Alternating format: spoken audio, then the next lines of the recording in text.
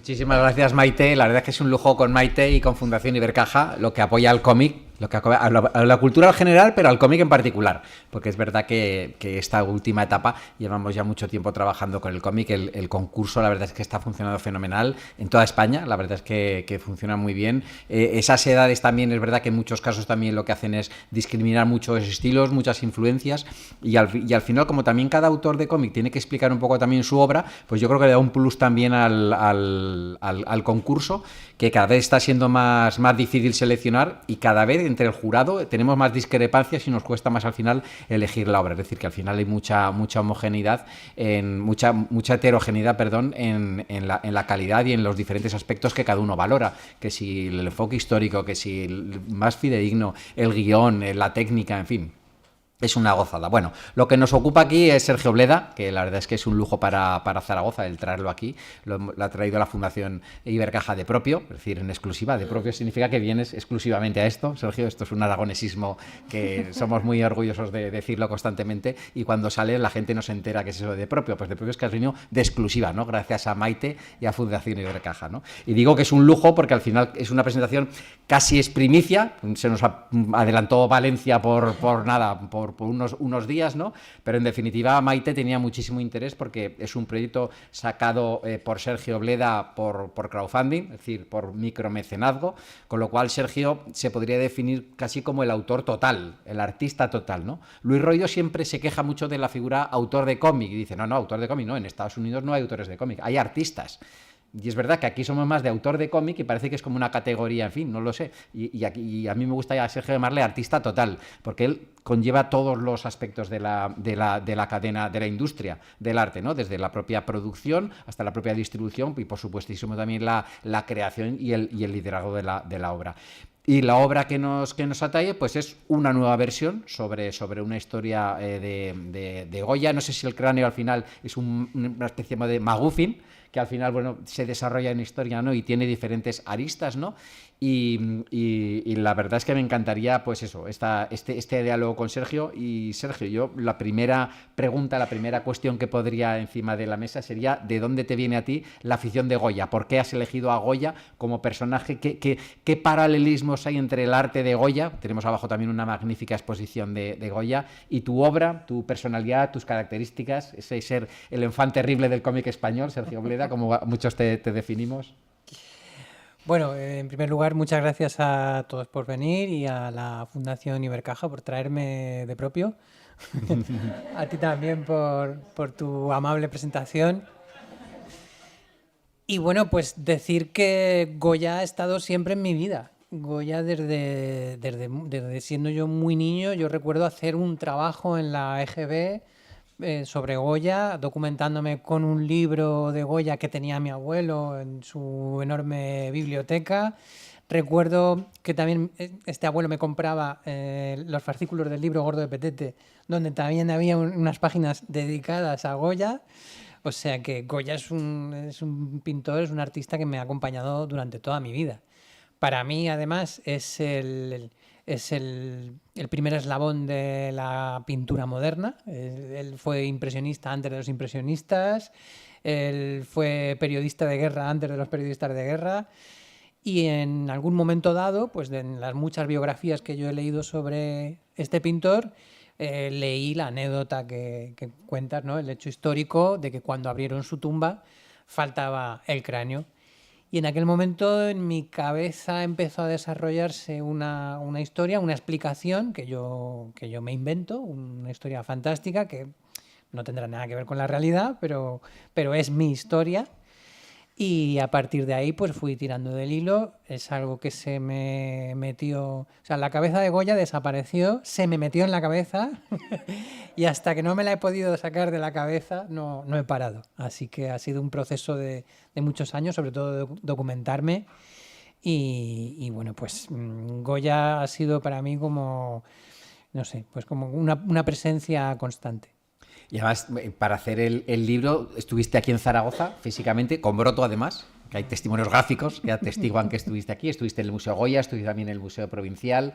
¿Eso cuándo fue? ¿Hace 3 o 4 años ya? Sí, quizá hace 3 o 4 años, sí. Yo a lo largo de todos estos años he procurado viajar Fuendetodos, a fuiste también. Fuendetodos, al Louvre, donde tienen obra original, por supuesto al Prado, donde aquello es como Disneylandia para mí. Y sí, y también estuve en el Museo Goya aquí viendo los grabados y viendo todo el material que hay. Precisamente estábamos viendo también, ahora también uno de los grabados. ¿Qué es lo que más te llama la atención, ¿no? de esos grabados? La dureza, el que podríamos llamarlos que son como underground para aquella época. ¿Qué es lo que...? Claro, principalmente lo que siempre me ha llamado la atención de los grabados de Goya han sido, por una parte, los desastres de la guerra, porque son muy crudos, pero también los caprichos por la fantasía desbordante y la imaginación y lo grotesco del pintor. Y ahora, después de haber yo aprendido la técnica del grabado y haber hecho mis propios grabados, ahora mismo lo que más me llama la atención es la técnica, porque es verdad que hasta que no lo haces, hasta que no haces un grabado, hasta que no coges una plancha, la grabas, luego la embadurnas, la metes en ácido, la pasas por el tórculo, en fin, todo el proceso de creación de un solo grabado que luego hay que volver a repetir con la misma plancha, otra vez embadurnarla, otra vez pasarla por el tórculo, en fin, yo pensaba que era una cosa mucho más mecánica, ¿no? Que era no como una fotocopiadora, pero no era consciente del trabajo que supone cada grabado y sobre todo de la precisión con la que están hechos. En fin, la técnica de Goya me parece maravillosa porque se habla mucho de Gustavo Doré, pero Gustavo Doré tenía una fábrica. Gustavo Doré tenía sus ayudantes, tenía el que le hacía los fondos, el que le hacía las rayitas a las alas, luego el que lo grababa, el que tal. Aunque es verdad que lo controlaba el todo, pero tenía una serie de gente trabajando para él. Goya no. Goya era él solo. Y bueno, me parece algo, en fin, titánico. Porque tú estás haciendo también grabados, ahora también has hecho grabados. Yo he hecho grabados porque en un momento de la historia yo necesitaba saber cómo se hacía un grabado bueno, pues para adecuarlo a lo que yo quería contar, aunque esto es algo que se verá en el segundo número, son dos, este es el primero. Pero lo que he aprendido sobre todo es que no quiero volver a hacer nunca más grabado. Porque es costosísimo, es costosísimo. Y además, cuando uno dibuja, es tan fácil. O sea, tú coges el papel, pasas el lápiz y el lápiz se queda y ya está. Pero cuando haces un grabado que tienes que apretar, que la línea si se te tuerce, ya está, ya la has fastidiado. Porque se habla mucho también de la dificultad de la acuarela, ¿no? Que no se puede corregir, al contrario que con el óleo o el acrílico que va tapando. Bueno, pues el grabado peor. Si una rayita se te va de sitio, ya esa plancha la tienes que tirar. O sea que espero no tener que volver a hacer grabados en lo que me queda de vida. En ese aspecto de los grabados, veíamos precisamente en la exposición que había abajo que también salía publicidad de cómo Goya vendía sus grabados, ¿no? Que se anunciaba publicitariamente en una revista de Madrid y los vendía en una Sí, perfumería que tenía exacto. justo debajo de su casa, ¿no? Se autoeditaba. Se autoeditaba, ¿no? Que era el primer fanzine moderno, ¿no? El primer fanzine fue y en ese aspecto también tiene también paralelismo contigo, porque este cómic también lo sacó también por micromecenazgo y también has tenido tú que elaborar también ese papel de editor, de distribuidor, de director de marketing, director de comunicación, ¿no? Y tienes todo el papel en una sola persona, o sea, es decir, que no solamente eres artista, sino que también eres empresario o autónomo. Sí, autónomo sí. Muy a mi pesar. Y empresario, pues bueno, no sé si me calificaría como empresario, pero lo que sí que soy es muy cabezón. Y esto tenía que salir sí o sí. Y bueno, no es la primera vez que me autoedito. Creo que es la sexta o séptima obra que me financio con este sistema del crowdfunding. Y eso a los autores nos da una libertad creativa. El no tener un editor detrás diciéndote los números, el número de páginas que debe tener la historia, o los temas que puedes tratar o no puedes tratar, o la manera de tratarlos. Yo aquí, como yo me lo guiso, yo me lo como, pues he tenido libertad total a la hora de decidir cualquier cosa. De hecho, el TVO iba a tener menos páginas. En un momento dado vi que necesitaba más y dije, bueno, pues pongo más. Nadie se me va a quejar. ¿Y cómo has conseguido al final, o sea, ese proceso de documentación? Porque es verdad que al final lo has ido narrando también mucho en redes sociales, ¿no? Entonces, una de las cosas que más me gusta a mí de este tipo de historias, que aunque sean fantásticas, es verdad que tú puedes aprender mucha historia, ¿no? Y hay muchas anécdotas, muchos detalles que tú no te conformas con leerlos, sino que has ido a muchos sitios físicamente, cotejas, no sé, pues la pirámide de la entrada a Roma, ¿no? Que la página que te ha comprado Pedro, pues estás viendo historia, ¿no? Y estás viendo cómo estaba haciendo Goya ese viaje a Carreta y estás sintiendo prácticamente el calor que tenía Goya cuando estaba entrando por ahí o la magnificencia de esa pirámide, ¿no? ¿Cómo es ese proceso también de documentación? Claro, precisamente cuando tú haces una historia fantástica, que tiene elementos fantásticos increíbles, la manera de anclarlo a la realidad, la manera de hacerlo creíble, es que las cosas reales sean muy reales y estén muy documentadas. Por eso, cuando Goya aparece en una iglesia, sabemos que estuvo en esa iglesia y lo sabemos porque conservamos su cuaderno italiano, que era como su libreta de bocetos, sabemos que estuvo allí, sabemos que estuvo dibujando la pechina de la iglesia de Lorenesi. Sabemos que estuvo dibujando el Hércules Farnesio porque también tenemos su boceto y entonces todos los escenarios en los que Goya aparece en la historia son escenarios reales en los que Goya estuvo. Es verdad que, por ejemplo, pues hay un encuentro que es ficticio, que es el encuentro entre Goya y Casanova, pero es un encuentro plausible, porque en la época, o sea, son contemporáneos, y de hecho existe una biografía de Casanova en la que él contaba que por aquel entonces en las calles de Parma solo se oía hablar castellano, solo se oía hablar español. Casanova, de hecho, estuvo en España, estuvo preso en una cárcel de Barcelona por un lío de faldas y eso es algo que también aparece mencionado en la historia. Así que, bueno, pues ha sido un proceso de documentación muy laborioso, muy largo, pero que creo que le da veracidad a la historia. Y además te anima también a leerla, a disfrutarla, te pone también un poco como la zanahoria, ¿no? Para seguir indagando, ¿no? Porque también esa labor que haces también en redes sociales de ser tan transparente, que a lo mejor algunos otros artistas serían más celosos, ¿no? De sus fuentes, de sus secretos, ¿no? Y tú Ya. no, tú lo compartes todo. Bueno, yo hay cosas que me he guardado porque tampoco he querido desvelar muchas cosas de la historia que no salen hasta que no te lo lees, ¿no? Tú sí te las has leído, sabes que hay cosas ahí que es mejor que la gente no sepa hasta que no llega a esa parte. Pero hay otras que sí me gusta y además hay una parte, que es la parte de la creación de la obra, que como dices, pues la gente desconoce y a mí me gusta que se sepa. A mí me gusta que se sepa cuánto tiempo he tardado en escribirlo, cuánto tiempo me lleva a dibujar una página, porque eso también, de alguna manera, te crea un vínculo con el lector. O sea, cuando el lector va viendo cómo nace una obra, luego, de alguna parte, se siente forma de ella, se siente que forma parte de ella. Y bueno, pues eso se traduce en más ventas para mí. Hoy en día, muchos de los cómics, ¿verdad? Que a lo mejor puede haber también diferentes estilos y puede haber estilos que a lo mejor sean feístas y puede haber estilos que sean o más sucios o más, en fin, o más borrosos, más difuminados.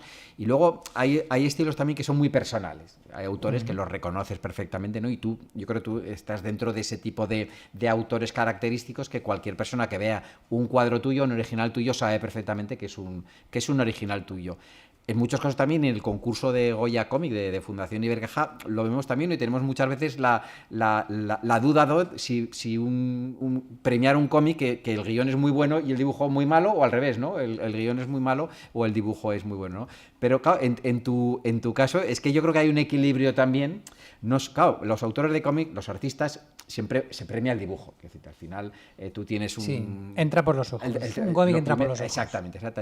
Pero en cambio, en este aspecto, más allá de la pulcritud, de esa personalización, de ese estilo que tienes tú, el guión es que también está muy bien diseñado en el sentido que no has caído en el preciosismo.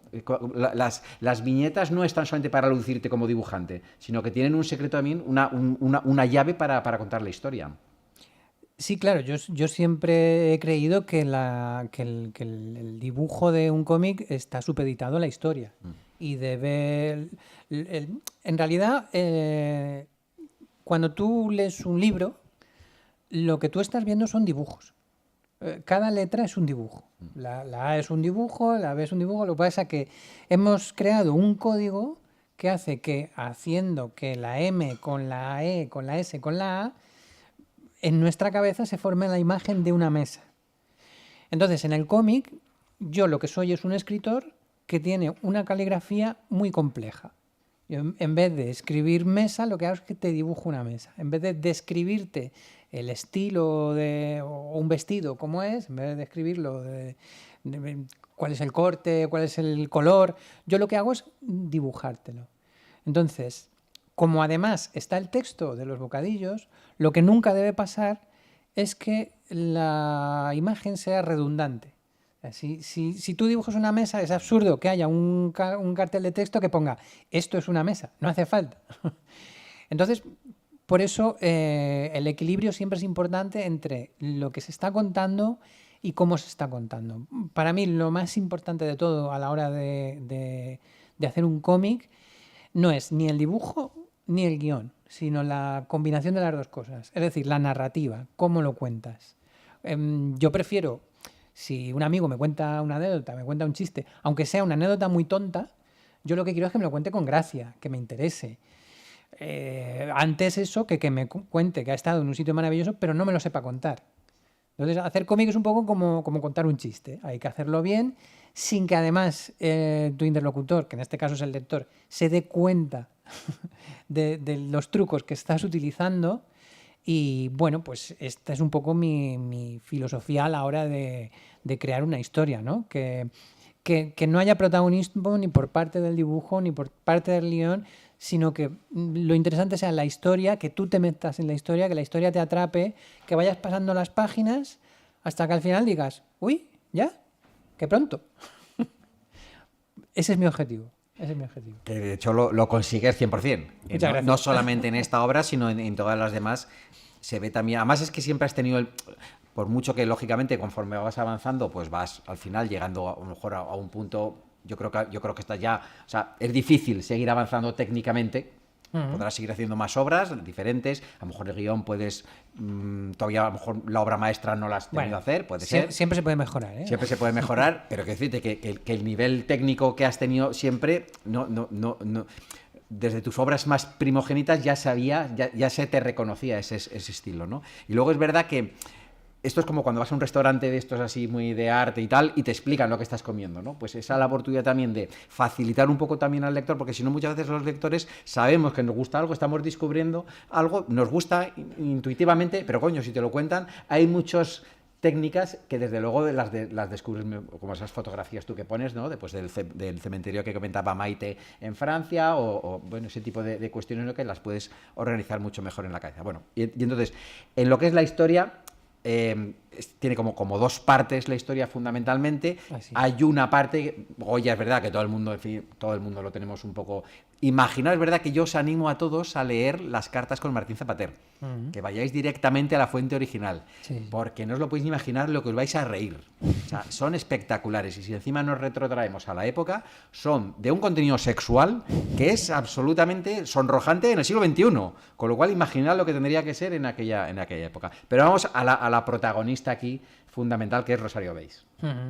Sí, Rosario Beis era, como muchos de los que estáis aquí sabréis, la ahijada de Goya. Ella era la hija de su ama de llaves.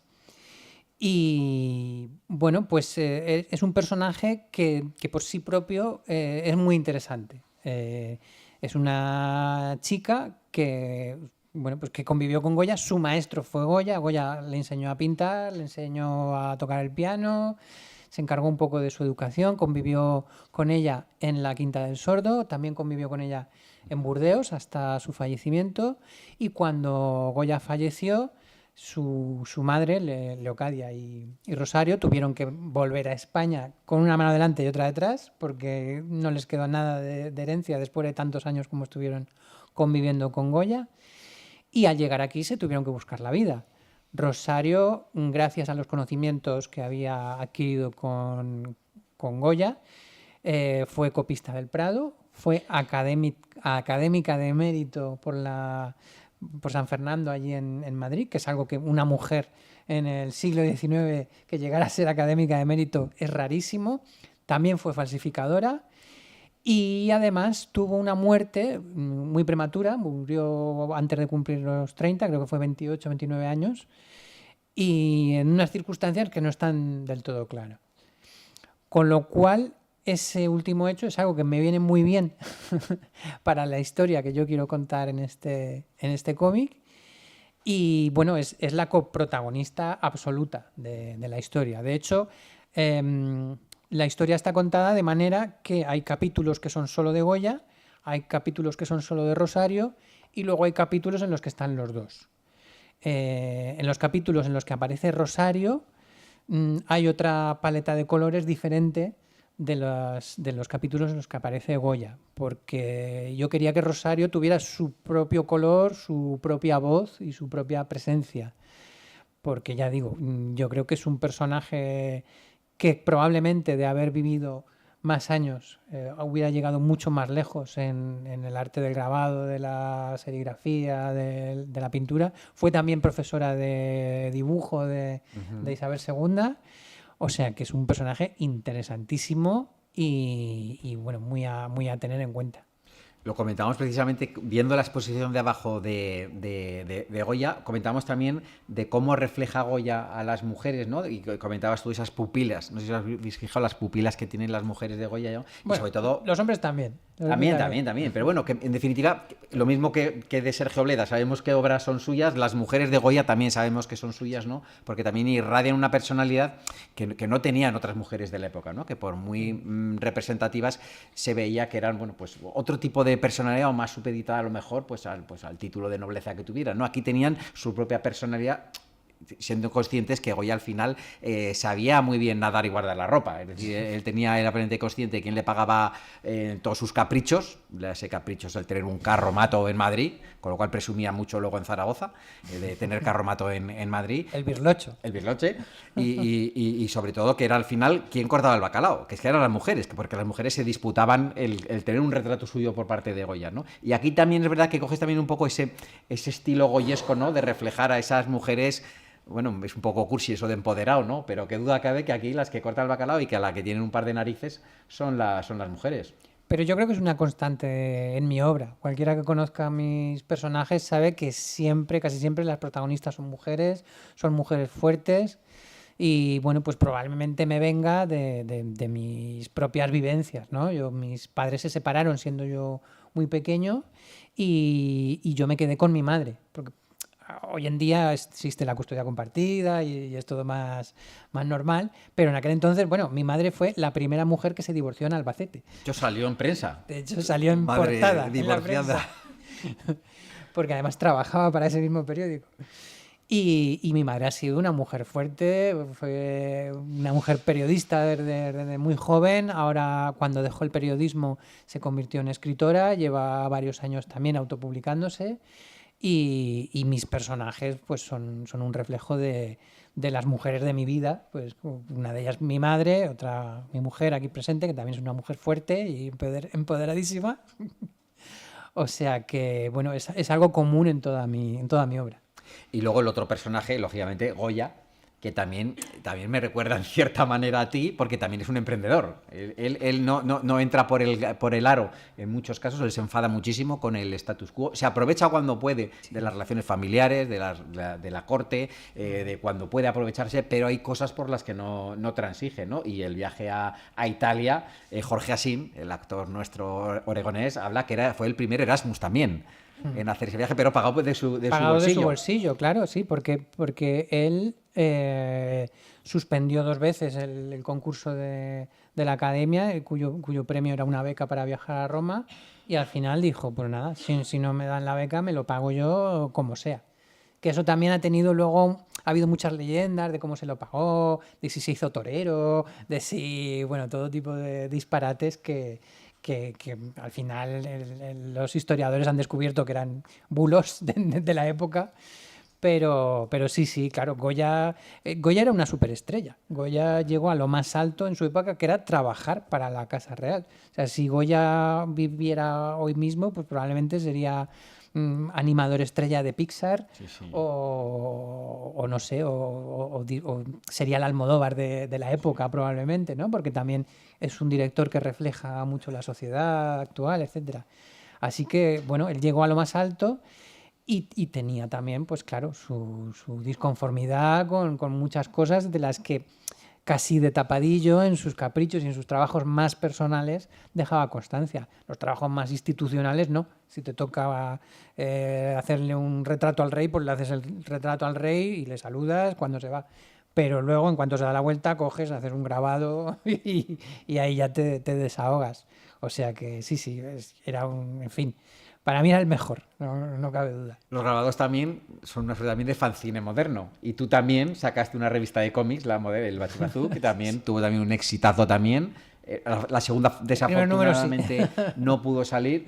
Bueno, yo no lo sé, pero bueno, la primera fue un exitazo. Además, no solamente un éxito también entre el público y entre los autores que participan y tal, sino también como calidad. También eso también al final, no eres tú el protagonista de la revista, que no, pero al final conseguís también atraer un montón de talento y aunar en torno a las revistas de cómics que tantos añorábamos, ¿no? De el Cimo, que el Totem, en fin, Zona 84, todas estas revistas que teníamos, pues hacer una revista moderna con todo súper estrellas, súper autores súper modernos y al final sacarlo también y conseguir ese también emprendedor empresarial, ¿no? Como hizo Goya también con sus caprichos, que también... Claro, sí, bueno, eso en realidad la revista fue más un proyecto de Belén, de mi pareja, porque fue la que lo impulsó y la que más duro trabajó en ello. Yo lo que pasa que era, digamos, la cara visible, ¿no? Porque como llevo muchos años en esta industria y conozco a muchos compañeros que fueron los que se unieron con nosotros, pero bueno, la verdad es que casi todo el trabajo se lo comió aquí la señorita. Y es verdad que a pesar de que solamente duró un par de números, yo siempre lo consideraré como un gran éxito, porque son dos números que no existirían si no fuera porque nosotros levantamos aquello y lo hicimos gracias al apoyo de un montón de lectores también interesados en el proyecto. Estamos hablando de este cómic, pero este cómic no acaba aquí. Habrá también una segunda parte. Claro, la historia completa tiene 120 páginas, aquí hay 60, faltan otras 60. Pero bueno, es algo habitual, ¿no? Que las series de cómic, esta es una serie cortita, solo de 2 números. Y bueno, pues espero que el impulso del primero ayude a levantar el segundo. Pero vamos, el segundo número va a salir sí o sí. Se trata ya de un empeño personal. Si tiene que salir con menos tirada, saldrá con menos tirada. Pero bueno, yo confío en que por lo menos la primera parte suscite el suficiente interés en los lectores como para que la segunda parte salga sin dificultades.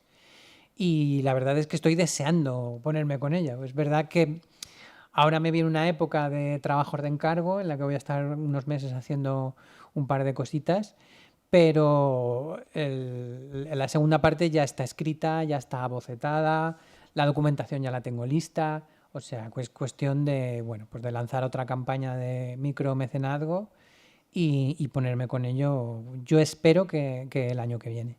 Y este cómic en concreto, o sea, ¿cuál es, por qué la gente lo tiene que comprar este cómic? ¿Qué enganche más allá del personaje de Rosa Loveis, de la historia de la frenología, pero qué crees por qué la gente crees que le va a gustar este cómic? Yo creo que este cómic además puede gustar a gente que no está acostumbrada a comprar y a leer cómic. Primero porque trata de un pintor universal a que todos admiramos. Segundo porque el lenguaje del cómic es un lenguaje muy sencillo, es prácticamente como ver una película. Y creo que puede interesar tanto a los aficionados a la historia en general como a los aficionados al arte y por supuesto pues a los aficionados al cómic, claro. Entonces creo que hay ahí a los aficionados al dibujo, pues eso, a la recreación histórica, que es algo que también hago porque cuando los personajes aparecen van vestidos como en la época, los carruajes en los que montan son carruajes de la época, todo está, en fin, en la medida de mis posibilidades reconstruido tal y como debió ser aquello. Entonces yo creo que hay muchos puntos de interés para que pueda atraerle a un lector.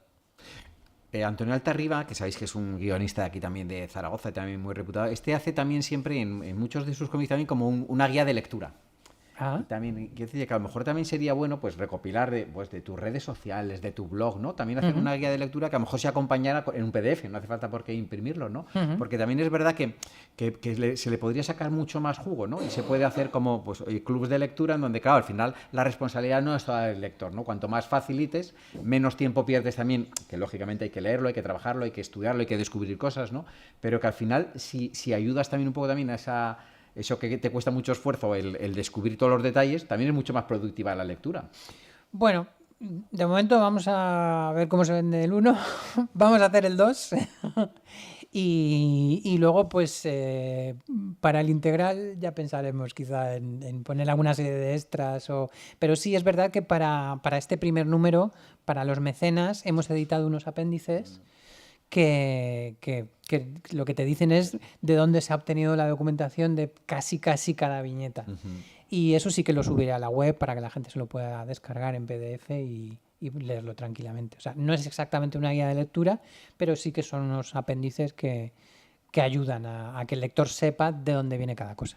Ujú. ¿Y qué plan de comunicación tienes? ¿Dónde vas a ir? ¿Qué más ciudades vas a visitar? ¿Dónde lo vas a presentar? ¿Has estado Bueno, en Valencia ya? claro, ¿Has lo estado he en presentado en Albacete? Valencia porque es la ciudad donde vivo. En Valencia hemos hecho dos presentaciones, una en mi librería de cabecera y otra en las jornadas de cómic de Valencia, porque coincidía con la salida del cómic. He venido aquí y ahora lo que pasa es que como viene el verano, la cosa cultural, digamos que baja de intensidad. Así que ya para el otoño, pues sí que quiero ir a varias ciudades, pero lógicamente a Albacete, a presentarlo en la biblioteca de allí. Y estoy pensando también en Barcelona, en Salamanca, en Madrid, en fin. Tengo pensado a varias ciudades, pero todavía tengo que cerrarlo. Pero bueno, este añito me espera un año goyesco, Muy parece. bien. Bueno, yo creo que podemos abrir aquí ya un turno de preguntas, de cuestiones. Adelante. Sí, sí. ¿Por qué has elegido esa portada tan relacionada con Velázquez de una manera tan Ya, obvia? exacto. Sí, sí es extraño porque no tiene nada que ver con el cómic. Pero bueno, cuando yo hice esta ilustración, que es la portada, em, como una imagen promocional, como una imagen promocional del cómic para que llamara la atención.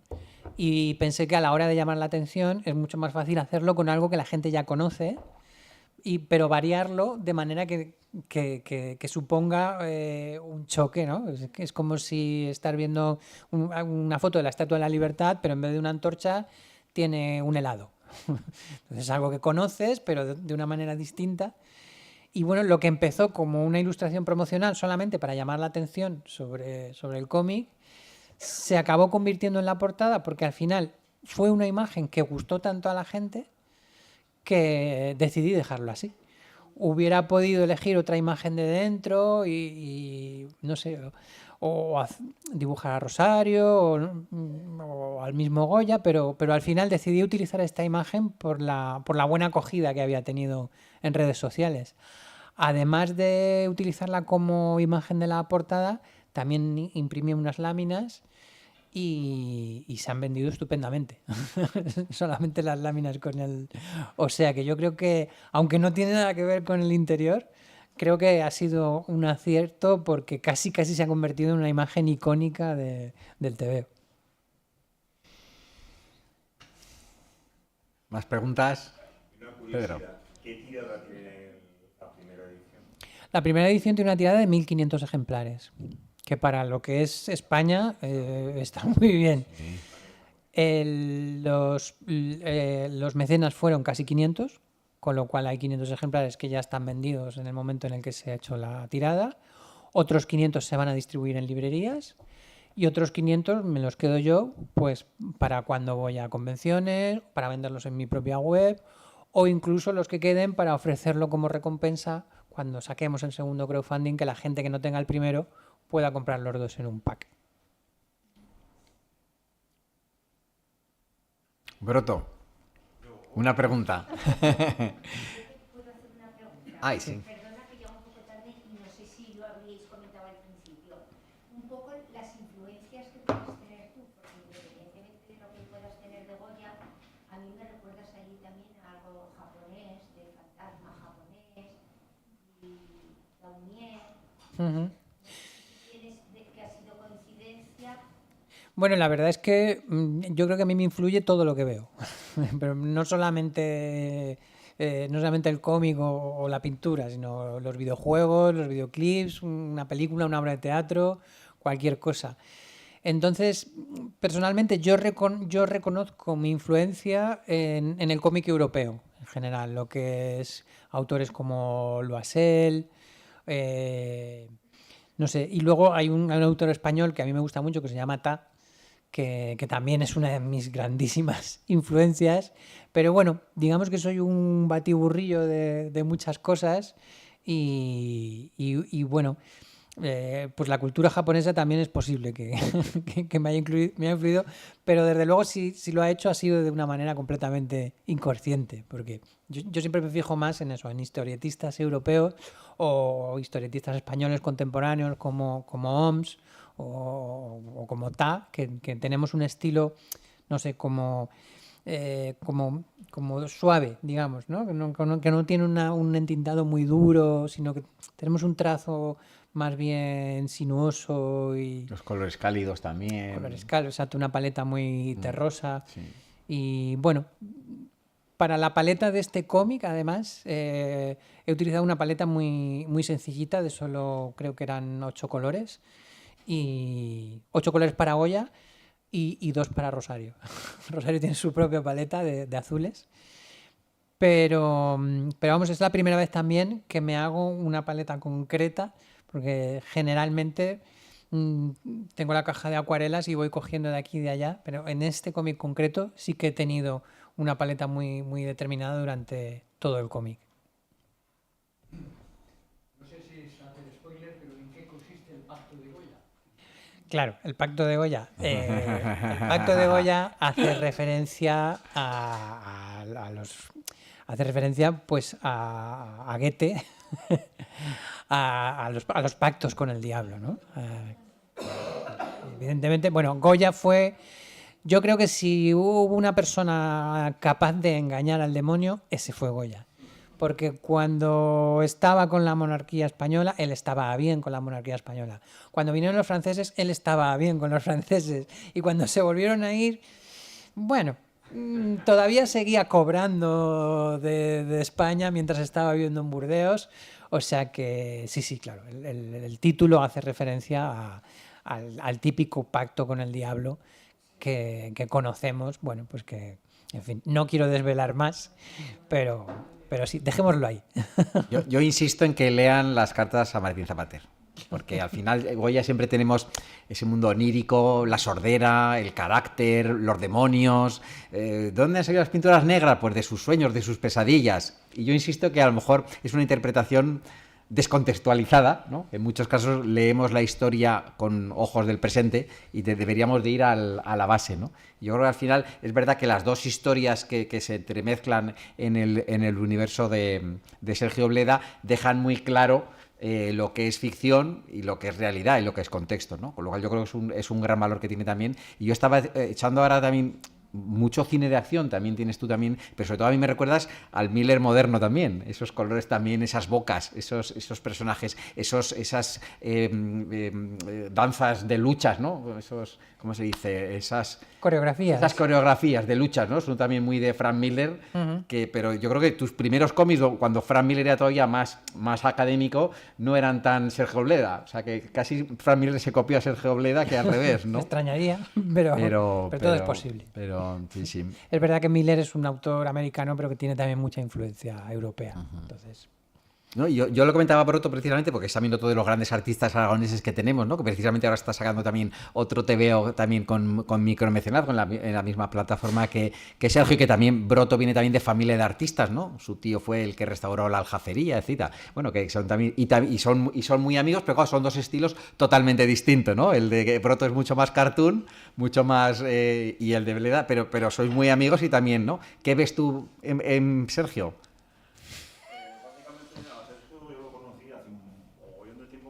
No sé si igual con esto espera. Que si no. Más que por si se graba igual. Sí. Así. 1, 2, 1, 2. Sí, Igual tienes que enchufarlo igual, ¿o qué? Pues mira, espera, que nos dice. Ahora.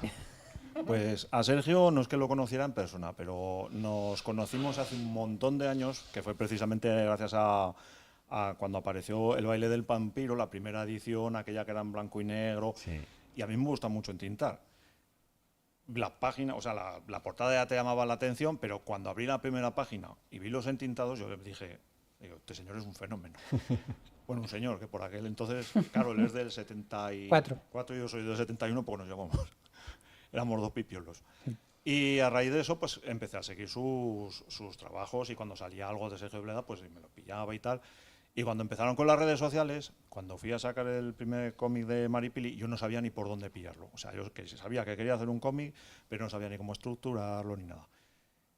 Y dije, voy a probar. Y vi Sergio Bleda en el Facebook, digo, voy a probar. Digo, hola, buenas tardes y tal, te podía hacer unas preguntas, las que quieras y tal. Y me ayudó mucho porque me mandó un folleto que hizo sobre cómo autoeditarse, cómo presentarlo a las editoriales y tal. Y desde entonces soy fan de él. Aparte de ahora lo he conseguido colega. Yo en vez de amigo prefiero decir colega, que mola más. Colegui. Todo junto. Y eso, y aparte ya cuando me dijo un fin de semana hace 3 o 4 años, Nacho, dice, ¿a qué no sabes dónde estoy? Digo, pues ni idea. Dice, en Fuendetodos. Digo, ¿qué haces en Fuendetodos? Que se te han perdido en Fuendetodos. Aquí, visitando la casa de Goya. Ah, muy bien. Digo, mañana estoy en Zaragoza. ¿Quedamos? Digo, pues vale. Que fue cuando nos fuimos a ver lo del museo. Que yo he estado un montón de veces viendo, porque los grabados de Goya, lo de los desastres de la guerra, o sea, es que eso, me parece eso increíble. O sea, el reportaje periodístico que hay ahí, yo no lo he visto en ningún otro sitio. Y además es que yo dije, pero ¿cómo puede ser que un señor de Albacete sea fan de Goya? Digo, pues bueno, a Goya le puede gustar a todo el mundo, pero llegar a este nivel de fanatismo no. Claro, porque me empezaba a contar cosas viéndolo grabado y decía, digo, pues esto no lo sé ni yo, que estaba en la Escuela de Artes y nos daban la castaña con Goya que no veas. Y de ahí surgió la amistad y tal. Y cuando me enteré que iba a sacar el pacto de Goya, yo por lo del pacto de Goya, como tengo mucha imaginación, me vino algo, digo, esto ya sé más o menos por dónde va. Digo, pero lo tengo que apoyar, apoyo el mecenazgo, y de hecho, cuando me llegó el viernes, el sábado cuando salí a trabajar, me lo leí de un tirón y cené, digo, ahora ya cenaré. Me lo leí de tirón y en la última viñeta paso y veo apéndices, digo, no puede ser, yo no me puedo esperar un año a que siga esto, porque la última es, como dicen los americanos, un cliffhanger de estos, un gancho para que... No puedo, yo no me puedo esperar eso. O sea, ¿qué me tendré que esperar? Pero... Te tendrás que esperar. Bueno. Sí. Desde luego, con los que nos ha dicho, si ya no compráis el cómic, ya no sé qué más necesitamos para... Pues muy bien. No sé si tenéis alguna pregunta más. Adelante. ¿No te parece que Goya es un pintor muy ligado en sus principios al mundo del cómic? Quiero decir, esos dibujitos que hacía sobre monjes, curas, sobre estas cosas curiosas que hacía, esas pequeñas historias que... Sí, de hecho hay una historia que es la historia Bandido de Amagato. del bandido de Amagato, que es una secuencia, es arte secuencial. Creo que son 4 cuadros. O 6. O 6, y son como Están en son como Estados viñetas. Unidos.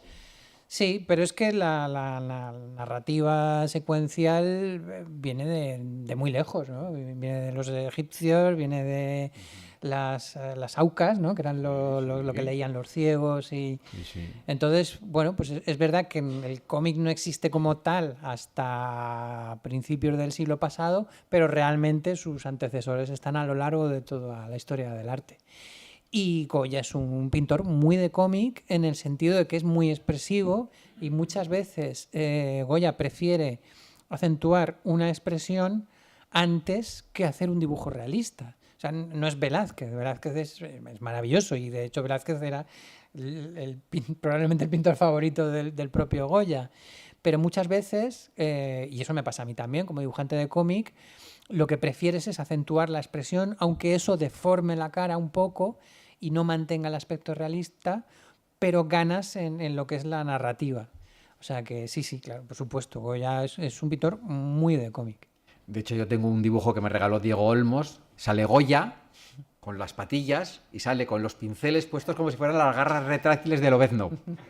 Y es que es claro, porque él en sí es un personaje de cómic. Vosotros imaginad, hoy en día sería el gran intelectual, pues en la época de Goya, en la que el 95% eran analfabetos, pues un tío como Goya era súper inteligente, ¿no? Era el superhéroe por autonomasia. O sea, con esa personalidad además que tenía. O sea, que La obra de Goya es de cómic, pero el propio Goya es un personaje de cómic. Como a los hechos me remito. Pues muy bien. Pues no sé si tenéis alguna cosa más, y si no, yo creo que Sergio estará encantado de dedicaros los TVOs. Yo creo que merece la pena que tengamos un dibujo de él. O sea que nada, pues muchísimas gracias, Sergio, gracias también a Fundación Ibercaja y a vosotros por estar aquí con nosotros. Muchas gracias.